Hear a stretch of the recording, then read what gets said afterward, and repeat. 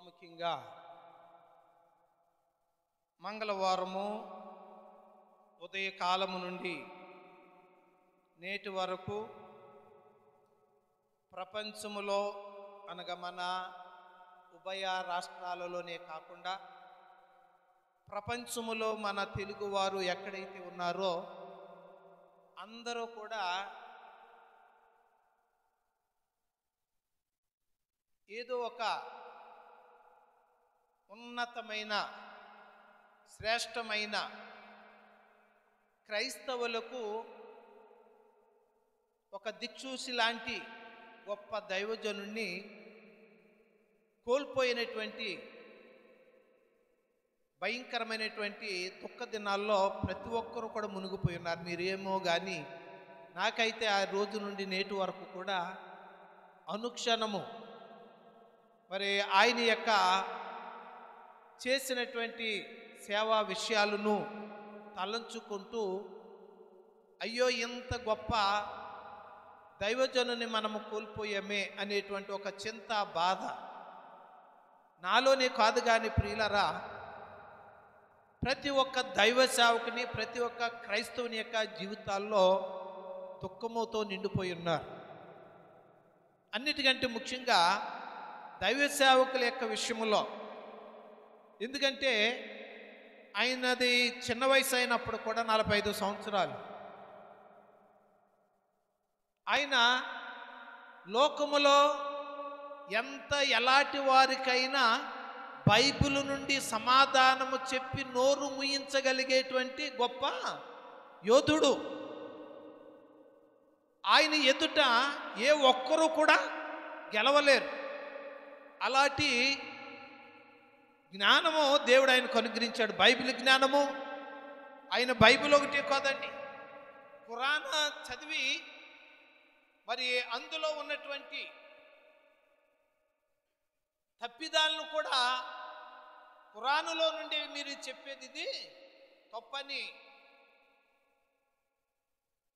వారి చేత శబాష్ అనిపించుకున్నటువంటి దైవ సేవకుడు.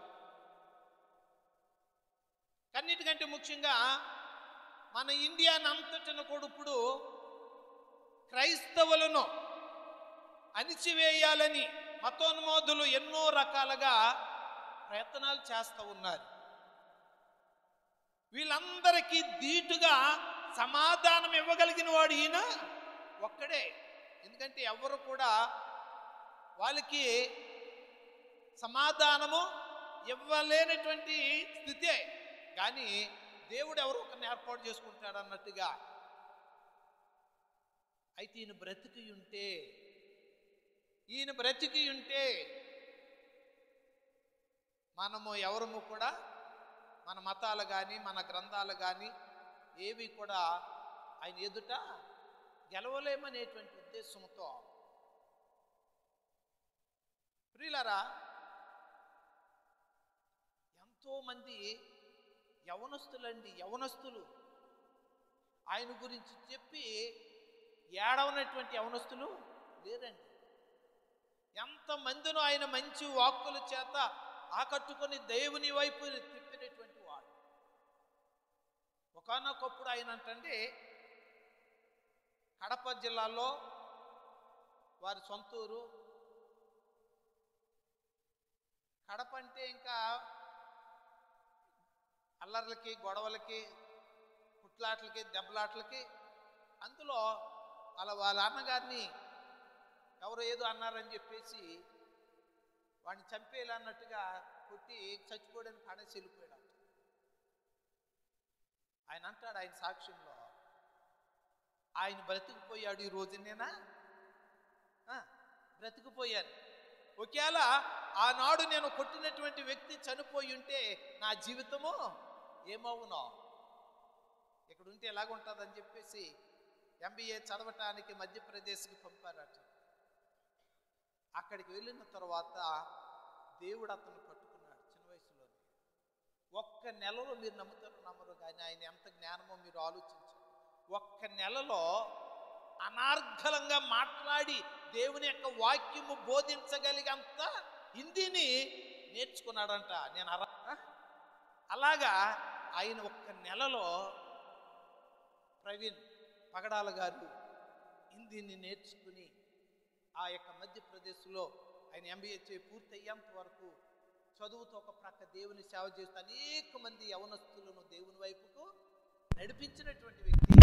ఆయన యొక్క బోధలకు, ఆయన యొక్క ప్రసంగాలకు, ఆయన యొక్క వాక్యానికి మధ్యప్రదేశ్లో సేవ చేస్తున్నటువంటి గొప్ప దైవజనుడు తన కుమార్తెను ఇచ్చి ఆయనకి పెళ్లి చేశారు. ప్రియులారా, అలాగున ఆయన దేవుని యొక్క పరిచర్యలో ఎంతో అద్భుతంగా వాడబడుతూ తన భార్య తాను కూడా చాలా జ్ఞానవంతురాలు, తన సేవలో సహకరిస్తూ దేవుడు వారికి ఇచ్చినటువంటి జ్ఞానముతో మరి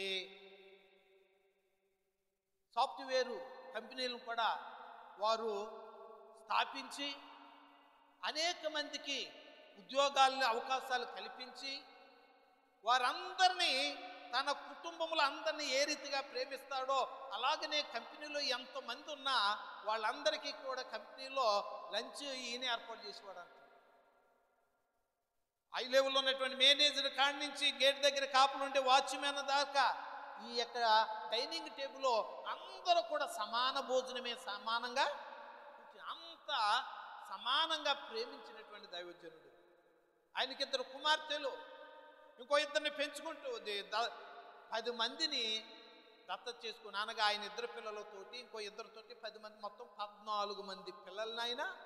అంతేకాకుండా ఎంతో మంది అనాథులను, ఎంతో మంది మరి విధవరాండ్రను, వీళ్ళారు ఎంతో మంది దైవ సేవకులు ఇబ్బందిలో ఉంటే వాళ్ళకి ఎంతగానో సహాయం చేసి దేవుని యొక్క పరిచర్యలో ఏమండి ఎంతో బలంగా ముందుకు కొనసాగుతున్న దైవజనుడు. వీళ్ళారా, ఆయన్ని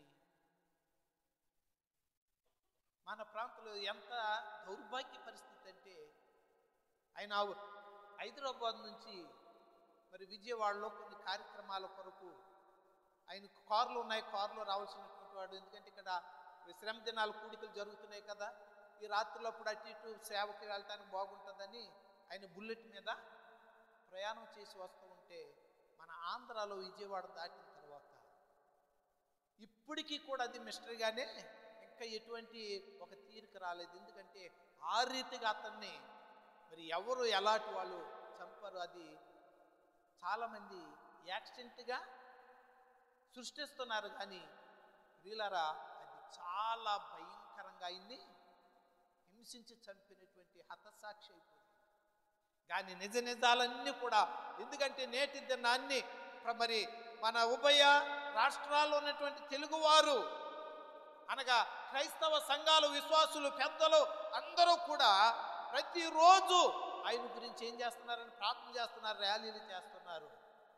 అది మొదట్లో అందరూ కూడా గవర్నమెంట్ ఏంటి, ఇంకా కొంతమంది అది యాక్సిడెంటే అన్నటువంటి వారు ఇప్పుడు ప్రపంచంలో ఉన్నటువంటి తెలుగు క్రైస్తవులందరూ కూడా ఐక్యమత్యంతో నిలబడటంతో ఇప్పుడు మరలా అది ఒక్కోటి ఏమంటున్నారు, ఇది యాక్సిడెంట్ కాదు, ఇది రకరకాల అన్నట్టుగా ఇప్పుడు బయటకు వస్తూ ఉన్నాయి. ఎందుకంటే ప్రియులారా, ఎందుకంటే నిరపరాధి యొక్క రక్తాన్ని నేలను ఒలికించారు. ఆ యొక్క చిందించబడినటువంటి రక్తము దేవునికి ఏం చేస్తుందండి, మొర్ర పెడుతుంది. కనుక వారి యొక్క రక్తమును గురించి దేవుడు తప్పకుండా భూమి మీద శిక్ష తప్పదు. మనుషుల దగ్గర నుండి తప్పించుకున్నా కానీ దేవుని దగ్గర నుండి మాత్రము తప్పించుకోలేదు.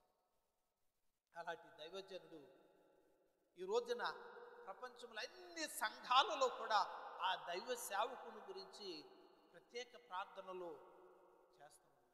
కుటుంబం కొరకు ఆయన విడిచి వెలిచినటువంటి పరిచర్య ఆగిపోకుండా లోటు కనుక దయచేసి అందరూ లేచి నిలబడినట్లయితే మరి వారు విడిచి వెళ్ళినటువంటి కుటుంబం నిమిత్తము, వారు విడిచి వెళ్ళినటువంటి సేవా పరిచర్య అది ఆగిపోకుండా మరి అలాంటి మరి దైవజనుడు కలిగినటువంటి అనేక మంది దైవ సేవకుల్ని దేవుడు లేపులాగున ఆయన భార్య ఒకటే మాట అంది, నా భర్త ప్రవీణ్ పగడాల గారు ఒక్కరు చనిపోతే ఆ స్థానంలో 1,00,000 మంది లేవాలని. కనుక ఆ రీతిగా దేవుని యొక్క సేవ కుంటుపడిపోకుండా మరి కొనసాగులాగున మరి దయచేసి ఆ కుటుంబం కొరకు అందరూ ఒక్కటి నిమిషము మౌన ప్రార్థన మరి చేసిన తర్వాత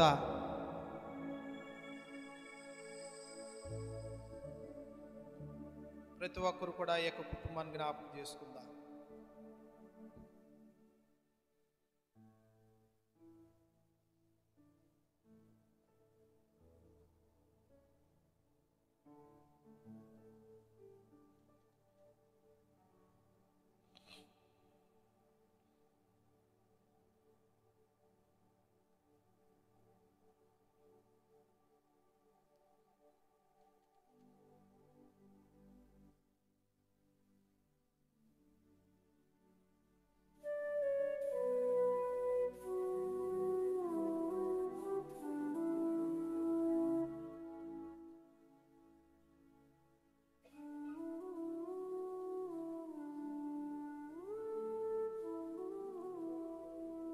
తరతరములకు మాకు నివాస స్థలమైనటువంటి మా పరలోకపు తండ్రి, మీ ఘనమైన నామమునకు వందనాలు, స్తోత్రాలు, స్తుతులు చెల్లిస్తున్నాం ప్రభువా.